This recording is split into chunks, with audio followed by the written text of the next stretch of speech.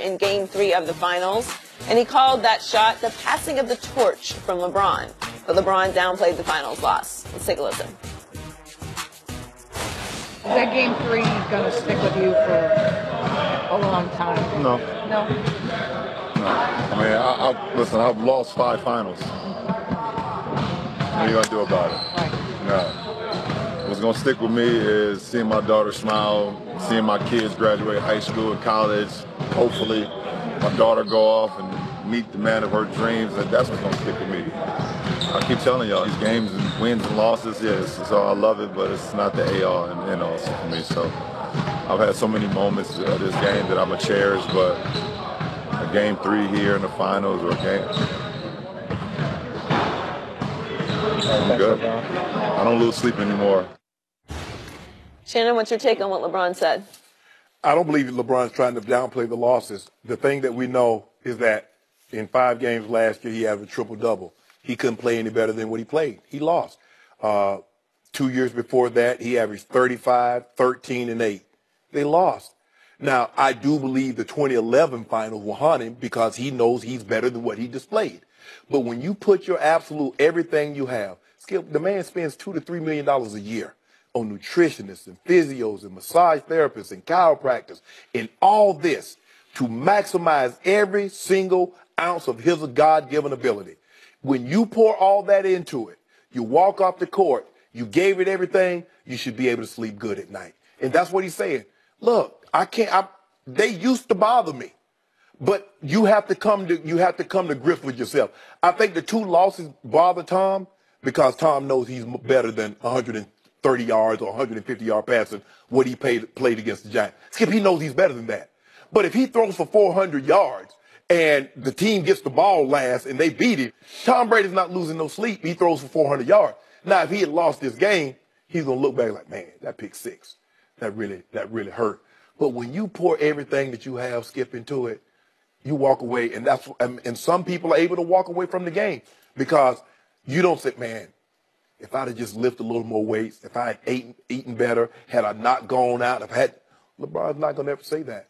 LeBron's going to look back at his career and say, man, I got 22 years. Notice I said that, 22 years. Played 7 more years. I played 22 years, got me like 6 or 7 rings. Hey, I'm a 14-time, a first-team All-NBA. I ain't looking back. I'm looking ahead. I got what I got out of it. I'm the all-time leading scorer. I got more first-team All-NBA than everybody. I'm going to let y'all judge it. Hey, here's my numbers. There's Michael's numbers. There's Kobe's numbers. There's Kareem. Pick the one you like and keep it moving. Me and O'Shea Sharp. Me and O'Shea Sharp ain't Cabo. Really? You got a trip plan to Cabo? Yeah, me and Bron. No, really? Me and Bron like interesting. This here. Yeah.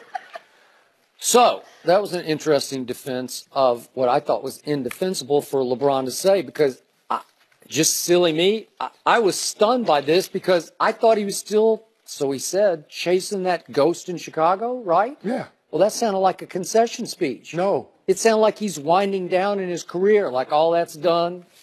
Post those numbers, whatever, take them, leave them. I don't lose any sleep. Here today, gone tomorrow. There's a Game 3. It comes, it goes. Yeah. Another Game 3 comes, it goes. What's Dwelling going to get him?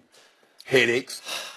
Because he can't change it. I thought he was obsessed with #strive for greatness, right? Is. But what's done, you can't redo that. Tell me he's going to play. What'd you just say? How many more years would that be? 7 years? Yeah. Well, what if he wins? I don't know. 3 more finals. What if he gets to 6 and 5? Okay. Well, then some of those blind witnesses out there, maybe a whole lot of them would argue, look, he got to 6 just like Michael Jeffrey. No, he would have gotten 11. 11 finals. Well, okay, you could make it. And that's what I'm saying. Okay. When it's all so why is it over? No, he's not saying it's over. Oh. There's nothing he can do about the 5 losses. There's nothing, Skip, even with that, even though Kevin Durant won 4-1 last year, LeBron James is still 19-9 against him. So prior to that, LeBron James was 18-5 against Kevin Durant.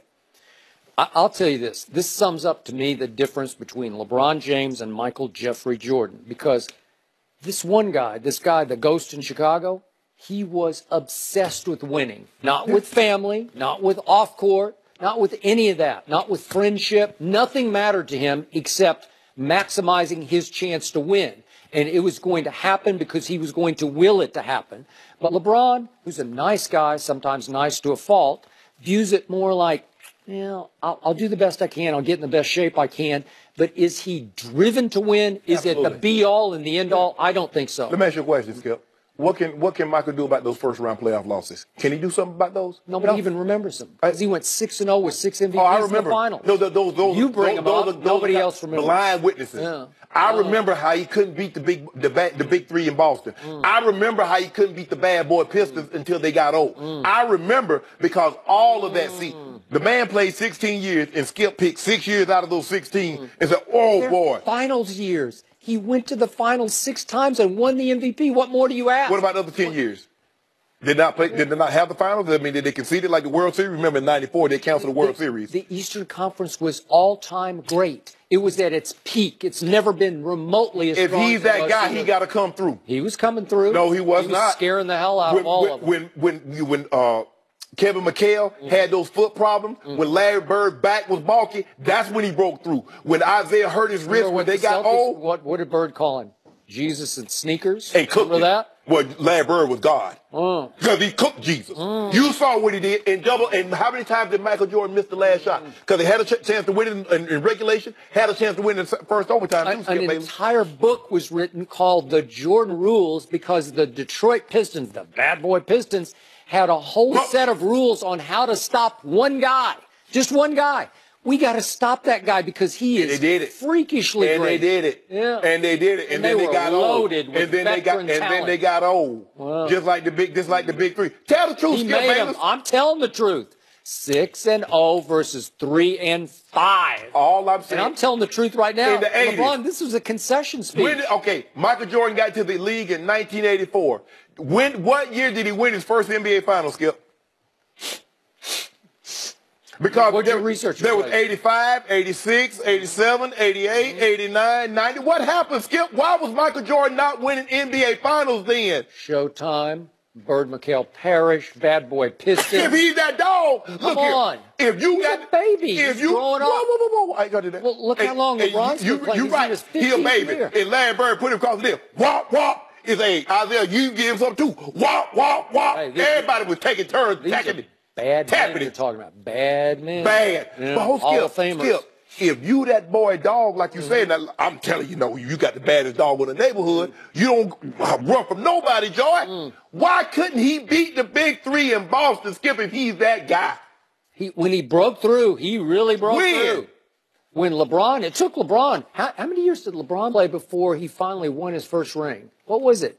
9 years? Yeah, it wasn't until What happened? It wasn't until he got another. It wasn't until he got another top 50 player alongside. All those years in Cleveland, was he not that guy? Was he not that dog? Was he not that freakish He ain't never guy? go out in the first round. He ain't never go out. And he took that. The Eastern Conference used to run through Detroit. You remember he put that 25 straight on him. He scored 48. Remember when Broccoli played LeBron, Cleveland's LeBron in the finals? Who? San Antonio Spurs. Broccoli. You call him Broccoli. Yeah. Well, they swept LeBron James. How can you do that? Yeah. How can you do that if he's that guy?